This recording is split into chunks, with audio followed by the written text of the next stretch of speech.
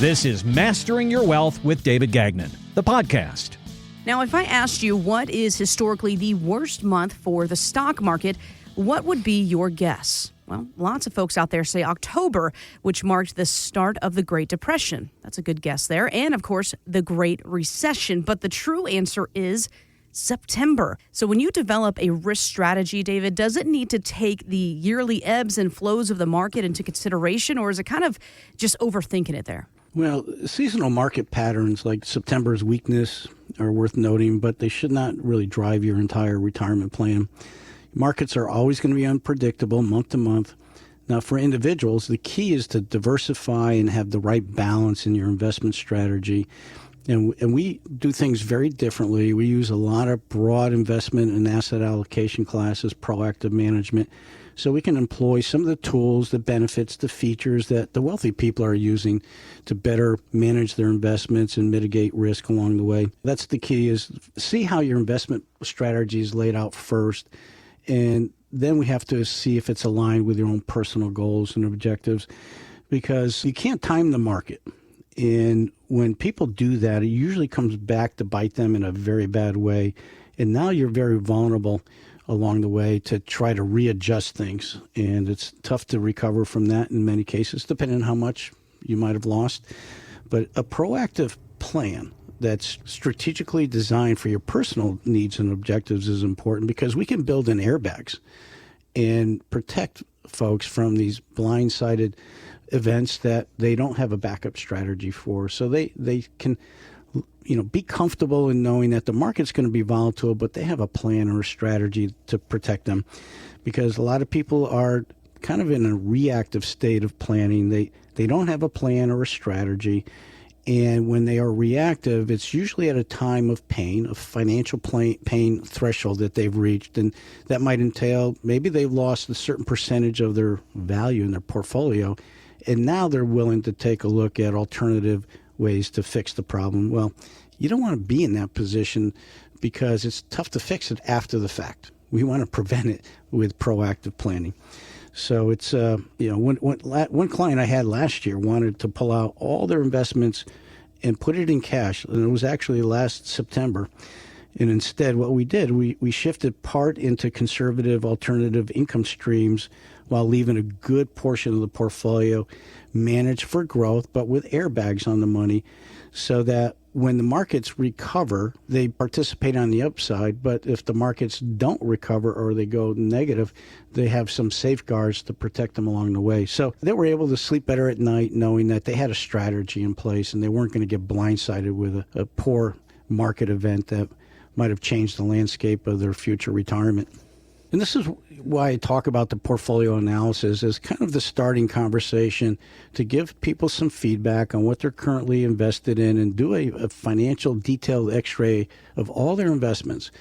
And that gives us a lot of detail and provides a lot of clarity to the folks, to let them know how much risk they're exposed to, what alternatives do they have to lower that risk and increase their yields and minimize fees along the way. And when we see that mix of their investment plan, and after we have a discussion about what timeline they're looking at to retire, or are they in retirement, now we can see if their investments are aligned with their financial needs and objectives, whether it's for income, growth, with capital preservation, inflation hedges, and then also look at tax planning. Is there money in the right places to be tax diversified so we can minimize taxes in retirement instead of defer them and compound them? And that's a big wealth transfer we see over and over. And that's why planning, proactive planning sooner rather than later is so key. So if folks want to take advantage of our portfolio analysis, and typically we charge $1,000 for that, we'll waive that for the callers of our radio show to do the analysis and spend a little bit of time giving them some great feedback and some insight as to whether their investment plan strategy is truly aligned with their objectives or not. Fiona Craig is the head of investor research at Vanguard, and they recently did a study on how people spend in their first 5 years of retirement. And she's calling it the do nothing or do all phase. I mean, we basically saw 3 different behaviors. About half of people take withdrawals at some point over the 5 years. And a quarter of people didn't touch the money for the full 5 years. And a quarter of people took it all out in the first year. Okay, so you kind of have some do this, some do that. So we talk about having an income plan. So the money is there, but you also have to build some kind of spending plan, right? Yeah, yes. Having income sources is one part of the plan, but a spending plan ensures the money lasts. And for example, I helped a couple who wanted to travel extensively in their first 5 years of retirement, and they weren't quite sure if they could afford to do that. So what we did was we structured a higher draw in the earlier years while protecting their long-term essential needs of the money. And without a spending plan, people tend to overspend and risk running short, and underspend and miss enjoying retirement. So a strategically designed income distribution plan that's personalized can budget out all your wish list items, because they all come with a price tag. We can cover the bare necessities, but we need to build in some other spending goals that you might have, whether it's travel or spending time and doing trips with the family or grandkids. But you want to make sure you're aligning your investments with your income planning needs and what you need to fulfill as far as income gaps. And then also have a tax strategy along the way, because you always want to be tax efficient, because that will only give you more spendable income. And with this plan in place, it's so important for folks to have this in place, because it validates what their spending options are and helps keep their retirement on track. And there's no guesswork in the game anymore, because we can identify areas where we can modify as spending needs might change. Maybe inflation's going higher, you have to spend more, or maybe something needs to be planned for that might be unexpected. So we kind of put in some stress tests in our planning to absorb some of those events, especially out-of-pocket healthcare. That is an area that you should have a backup strategy for, because I'm seeing more and more people go off the rails in their retirement years when one spouse needs some expensive out-of-pocket healthcare costs absorbed in their retirement nest egg. And there's ways to compensate or have a backup strategy for that without buying traditional long-term care insurance. So we always want to look at all the what-ifs and stress test it, so that if they were to occur, higher inflation, higher taxes, out-of-pocket healthcare, or death of a spouse is very important to plan for, because income does change. And so, the income distribution plan is so important. Most people that we run into don't have a plan. They have investments, and they're drawing from their investments as they need it, and then that's where problems usually come up, especially their investments are not aligned with their income needs, and they're taking on too much risk. So we want to avoid that at all costs with good planning. Now, you've probably heard of the phrase "the millionaire next door," right? I mean, it talks about people who have had wealth but never show it or even talk about it. Some call it the stealthy wealthy. So what are some of the things that they're doing, and how can we learn from them, David? We talk about it all the time, right? Let's do what the wealthy do. Let's go down this list. What do you think? Well, I'll tell you, the quietly wealthy focus on discipline. First of all, they live below their means. They avoid flashy purchases, and then they track every dollar that they have, and they try to employ it to be very productive. One of my clients actually is worth over $30 million, and he's been driving the same car for 15 years. Oh, my gosh. Think about that. Wow. And he's been maxing out his retirement plans and saving money, and he lives in a very modest house. It's an extended ranch, not a big mansion or anything. I feel like you're talking about Warren Buffett, because he's the same way. He's lived in the same house for 50 years. Yeah, so it's about consistency and tax efficiency, building multiple income streams, and it's not about showing off your wealth. I mean, I see a lot of folks, especially in my town, they like to flash the expensive cars, join the country club, the beach club. They're always at these social events, and the fact of the matter is some of them do have money and some are kind of living a lifestyle on debt, and I see it on both sides. And usually that comes back to bite you in the long term, because your retirement might suffer because you had this lavish lifestyle too young in life and didn't spend below your means. It was always above your means. So the wealthy do things differently, and they're very disciplined, and they spend money on the things that really optimize their wealth accumulation opportunities. It's very interesting to see how many people are under the radar that you would never know have the amount of wealth that they have. Down in Florida, I have an advisor friend down there, and he said some of his wealthiest clients are living in trailer parks Like, I get being modest, but come on, guys. I mean, enjoy it a little bit. Yeah, no, he said some of his wealthiest clients live in the trailer parks, and they're good with that. Yeah, they're happy, and they don't worry about their money anymore because they got plenty of it, and they're living a very comfortable lifestyle in retirement because they made some sacrifices earlier in their life. And so either you can play now at an expensive cost and have the latter years in your retirement suffer maybe.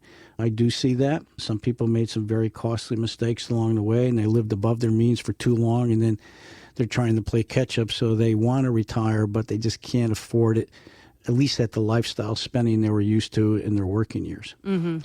They just didn't plan appropriately.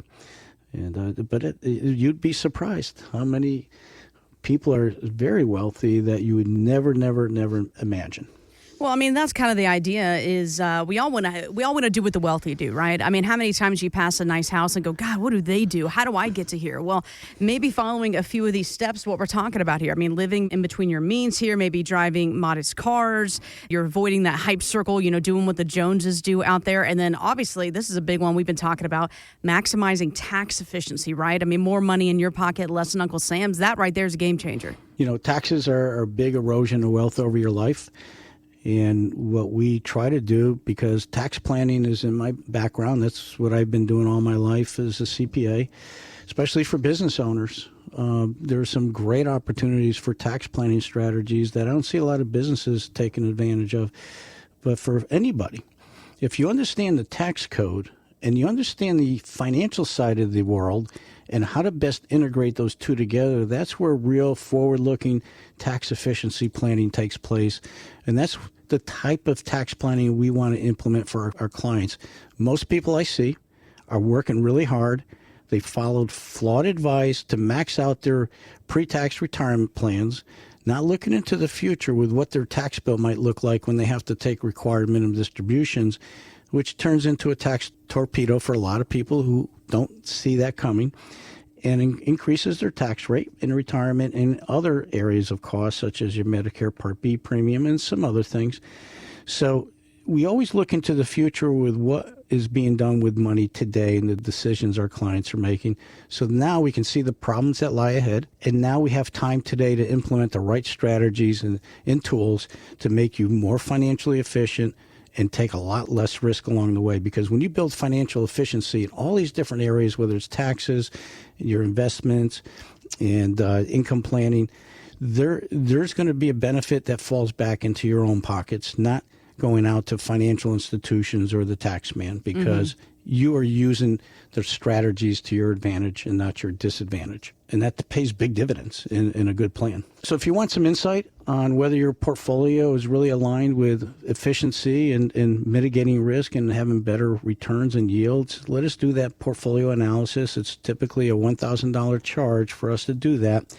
And that'll just give you better insight as to whether what you're doing is aligned with your objectives or not. So again, this is $1,000 of value for this portfolio analysis. By the way, that's going to be tailored to you. In the process, there's like a two-step process to this. First of all, the phone number 203-872-0009. And when they call David, the first step is to talking to Alana in the office, right?